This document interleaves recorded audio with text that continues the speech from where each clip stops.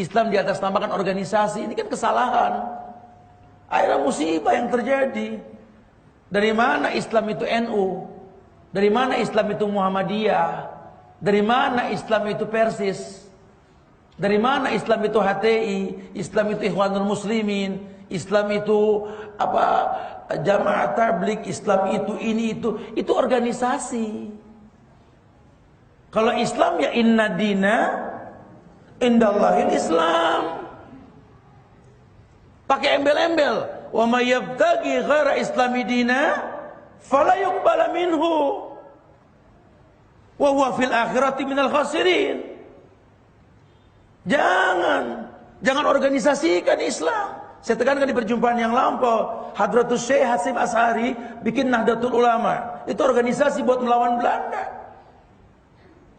Kiai Haji Ahmad Dahlan bikin Muhammadiyah buat melawan Belanda. Hasan dengan Persisnya, Syekh Ahmad Surkati dengan Al-Irsyadnya, Asahal dengan Darussalamnya. Demi Allah, untuk melawan Belanda, kemarinya jadi agama ajib. Yang membuat kita terkotak-kotak, terombang-ambing, persis kayu kering di tengah badai. Persatuan kita sudah hilang, saling hujat, saling caci, saling maki. Orang kafir sudah makin banyak ke negeri kita. Persentase Islam sudah mulai 60%. Orang Islam nggak berani punya anak banyak. Tunggu setahun 2 tahun lagi lihat. Kalau nggak 60% menjadi di bawah 50%. 60% saja bikin masjid kita sudah susah, betul? Beragama susah, kiri kanan maksiat yang kita lihat setiap hari. Nggak ada iklan kebaikan sama sekali. Orang mau adakan tablik akbar, nggak berani pakai baliho, kalah sama ahlul bid'ah, betul? Tapi ngayal sempurna, mimpi di siang bolong. Masya Allah. Sangat disayangkan sekali kita lupa. Nabi menekankan sekali, wa inna Allah ta'ala la yunalu ma indahu illa bita'ah. Kan semua yang baik di sisi Allah nggak mungkin kalian dapatkan tanpa mentaati Allah. Ajmilu fit talab, perbagus cara meminta. Makin bagus cara meminta, janji Allah apa? La fatahna alaihim barakati minas sama'i wal ardh. Buka berkah dari langit dan bumi. Sudah, kesampingan hilaf sudah dibukukan. Yuk bergandeng tangan kita bersatu. Patenkan di hati kita, NKRI itu harga paten. Kuak sejarah tentang ulama-ulama yang ada di Indonesia. Ini ulama hebat semua. Harga diri anak bangsa tuh paham sejarah. Masya Allah. Saya bangga sekali ketika bertanya sama seorang syekh tentang masalah sorban di pelajar di Madinah yang merah putih motifnya. Seperti bendera kita yang merah putih, itu ulama bikin gak main-main. Masya Allah. Cuma kita gak pernah paham maknanya. Kita gak pernah tahu punya jenderal penghafal Quran yang namanya Jenderal Sudirman, ulama dari Rembang. Kita gak pernah tahu siapa Kiai Haji Nur Ali yang menaklukkan Belanda dari Kerawang Bekasi. Kita gak pernah tahu. Kita gak kenal Hos Umar Cokro Aminoto. Kita nggak kenal Tuanku Imam Bonjol, Tengku Nandaja. Kita nggak pernah kenal Thomas Matulesi yang difitnah sebagai orang kafir katanya, Sisinga Mangaraja dan lain sebagainya. Kita nggak paham sejarah. Kafir Belanda diusir karena tauhid di negeri ini. Sekarang dukun pasang iklan punya Instagram.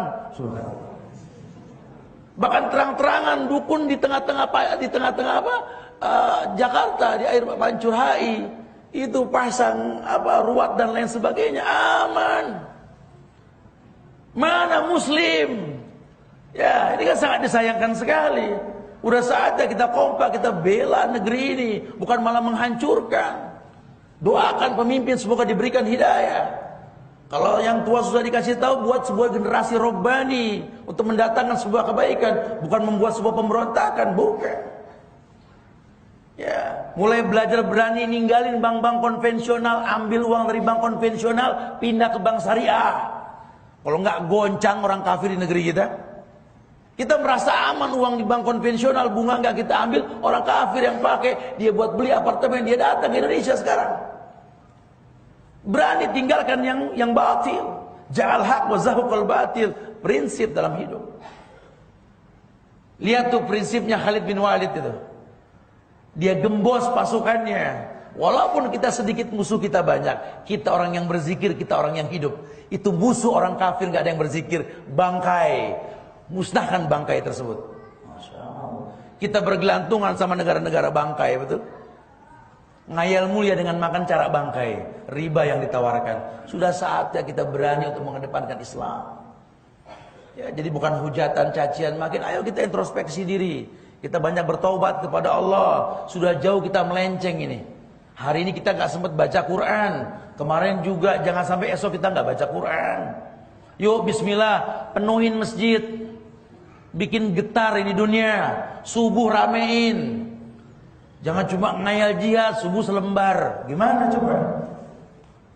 Ya, ayo mulai tanamkan bangga dengan Islam, bangga berpenampilan Islam. Enggak usah khawatir, la yadurukum man dhalla idza tadaitum. Enggak ada yang berbahaya kalau Allah sudah kasih hidayah. Masya Allah. Karena konsekuensinya apa? Musibah. Kalau kita melenceng dari yusyakiki Rasulullah tadi, ba'dama tabayyana lahul huda. Antum buka tafsir surat An-Nisa ayat 115 nanti itu di rumah. Kalau sudah bertolak belakang dengan Islam, nuwallihi matawalla. Allah akan palingkan kita sejauh mungkin.